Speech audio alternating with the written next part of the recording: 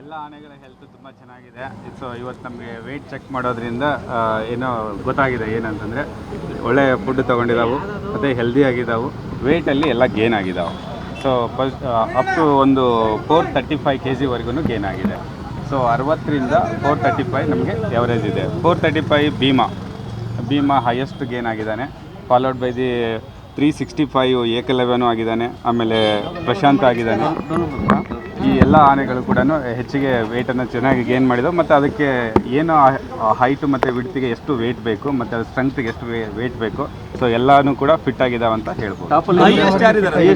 Highest Bima ಈಗ ಅಂದರೆ gain ಆಗಿರೋದು.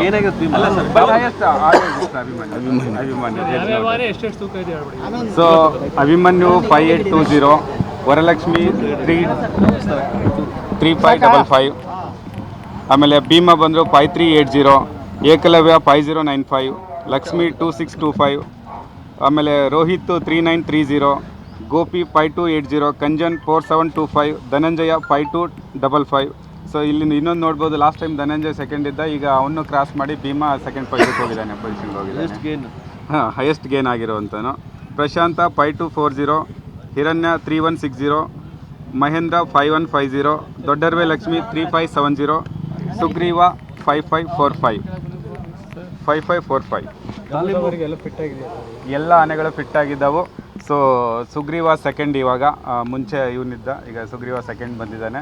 ಆಮೇಲೆ ಭೀಮಾ, ಆಮೇಲೆ ಧನಂಜಯ, ಈ ಥರ ಇದೆ. ಹೈಯೆಸ್ಟ್ ಎಲ್ಲರೂ ಇವತ್ತಿದ್ದೀರಾ.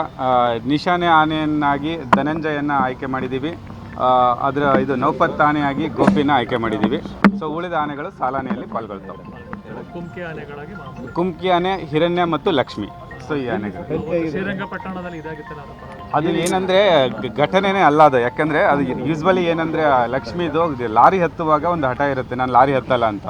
ಶ್ರೀರಂಗಪಟ್ಟಣದಲ್ಲಿ ಚೆನ್ನಾಗಿ ಕಬ್ಬು ಮತ್ತು ಬೆಲ್ಲ ಕೊಟ್ಬಿಟ್ಟಿದ್ದಾರೆ, ರಾತ್ರಿ ಚೆನ್ನಾಗಿ ಕಬ್ಬು ಬೆಳೀತಾರೆ ಅಂತೇಳಿ. ಸೊ ಅದಕ್ಕಾಗಿ ಅದು ಹಠ ಅಲ್ಲಿಂದ ನಾನು ಶ್ರೀರಂಗಪಟ್ಟಣದಿಂದ ಎಲ್ಲಿ ಲಾರಿಯಲ್ಲಿ ಹತ್ತಿಸ್ಕೊಂಡು ವಾಪಸ್ ಕ್ಯಾಂಪಿಗೆ ಕರ್ಕೊಂಡು ಹೋಗ್ತಾ ಇದ್ದಾರೇನೋ ಅಂತ ಹೇಳ್ಬಿಟ್ಟು ಹಠ ಮಾಡಿದೆ, ಅಷ್ಟೇ ಬಿಟ್ಟರೆ ಮತ್ತೇನಿಲ್ಲ ಅದರಲ್ಲಿ. ಇಲ್ಲ ಖಂಡಿತ ಇಲ್ಲ. ನೀವು ಅದಾದಮೇಲೆ ನೋಡ್ಬೋದು, ಜಸ್ಟ್ ಅದು ನಡೆದಿರೋ 30 ಸೆಕೆಂಡ್ಸ್ನ ಹತ್ತಲ್ಲ ಅಂತ ಹಠ ಮಾಡ್ತು. ಆಮೇಲೆ ನಮ್ಮ ಮಾವುತ ಕಾವಡಿ ಅದನ್ನು ಸ್ವಲ್ಪ ಬೆದರಿಸ್ಬಿಟ್ಟು ಹತ್ತಿಸಿದ್ರು. ಅದಾದಮೇಲೆ 3.5 ತಾಸು ಮೆರವಣಿಗೆ ನಡೆದಿದೆ, ಲಕ್ಷಾಂತರ ಜನದಲ್ಲಿ ಮಧ್ಯದಲ್ಲಿ ಹಾದೋಗಿದೆ.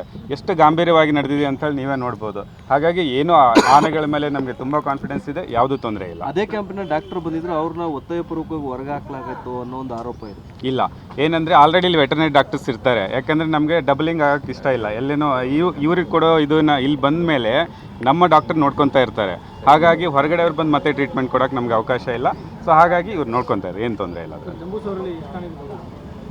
ಜಂಬೂ ಸವಾರಿಯಲ್ಲಿ ಇನ್ನೂ ಡಿಸೈಡ್ ಆಗಿಲ್ಲ. ಅದು ಮಾಮೂಲಿ ಅಂತೂ ಜಂಬೂ ಮೆರವಣಿಗೆಲ್ಲಂತೂ 3 ಆನೆ ಇರ್ತವೆ. ಅದಾದಮೇಲೆ 9 ಆನೆಗಳಂತೂ ಇದ್ದೇ ಇರ್ತವೆ. ಸೊ ಅದ್ರ ಮೇಲೆ ಹೆಚ್ಚಿಗೆ ಹಾಕಬೇಕೋ ಬೇಡ ಅನ್ನೋದನ್ನು ನಾವು ಕೊನೆಯಲ್ಲಿ ಹೇಳ್ತೀವಿ.